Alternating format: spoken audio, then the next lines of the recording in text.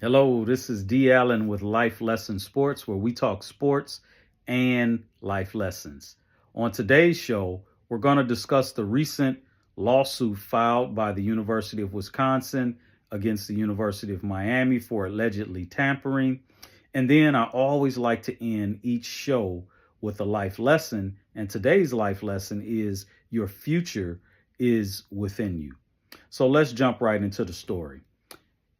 The University of Wisconsin recently filed a lawsuit along with its NIL collective, Varsity Collective, against the University of Miami, claiming that the U tampered with one of Wisconsin's players. Xavier Lucas, a defensive back, very talented, had a standout freshman season.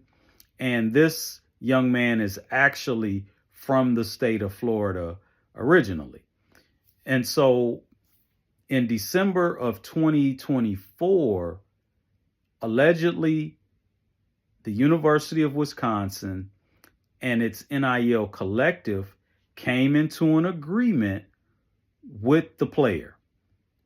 And shortly thereafter, the player jumps in the transfer portal and then transfers to the University of Miami. And so what Wisconsin is claiming is that Miami was tampering with this player, offering enhanced benefits and better opportunities in an effort to pull this player away from the University of Miami or away from the University of Wisconsin to attend the University of Miami. And so the agreement was allegedly signed or came into an agreement in December of 2024, but then the player hops in the transfer portal in January of 2025 and transfers to the University of Miami. And as a result of that, the University of Wisconsin files a lawsuit alleging tampering. Now, this is the first lawsuit of its kind where you have one university going after another university without any NCAA investigation being connected to it or anything like that. It's just university going after university for tampering of an alleged player. And so this brings into question, will this set a precedent for universities just suing each other? There has been coaches for some time. John Calipari is one coach.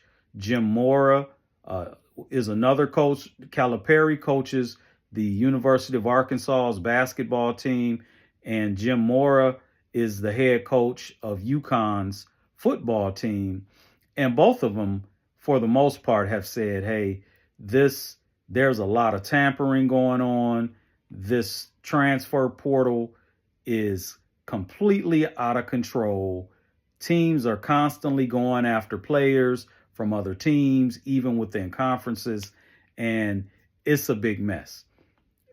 Recently, Coach Prime Deion Sanders accused the University of Virginia for doing the same thing, tampering with one of his players. His former leading rusher from last season jumped in the portal, transferred to the University of Virginia, and then once he got there, something happened. It all blew up. He hopped right back in the portal, and now he's with the University of South Carolina. So where this could potentially be going is universities may start just suing other universities, and depending upon how the courts, what their judgment is, if they judge in favor of the schools, if they judge in favor of the players, it's really going to define where we go from here. The transfer portal started off as a means to give college athletes more freedom to take on better opportunities, as well as, financially, because now players are paid. So that also comes into question. you have these young players that are now getting paid, but sometimes they don't want to be treated like professional athletes. Once you bring money into something, it changes everything and the perception of that thing. And so now the courts have to make big decisions on which way they're going to judge.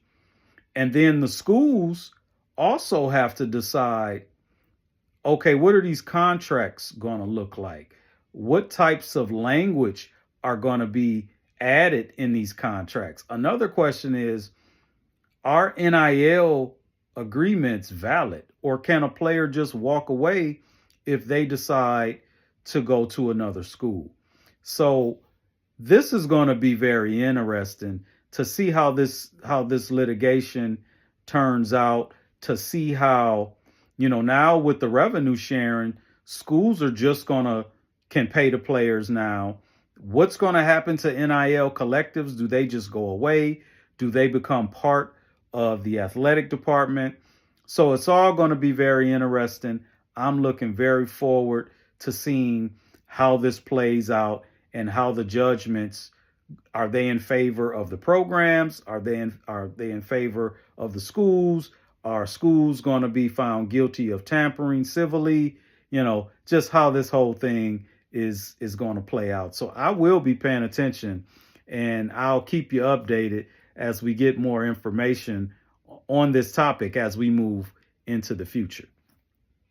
And so, as I told you, I like to end each segment with a life lesson. So today's life lesson is, your future is within you. And that future, you were born with it. It was there the whole time. See, you have an internal compass that guides you into those things that you're supposed to be a part of. Things that you're not supposed to be a part of, a lot of times they're very difficult, they're taxing, they vex you mentally, they're draining.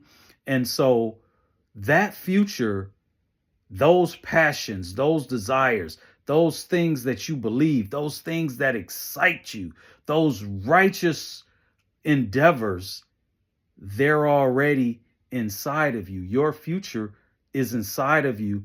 And all you have to do is be laser focused, lock in, and pursue that seed that's already there. You can have an apple seed that can become an orchard. The same thing is on the inside of you, and you can do way more than what you can imagine.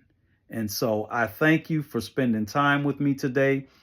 Please like, drop comments, subscribe, turn on your notifications, and everybody be blessed. And I'll see you again real soon.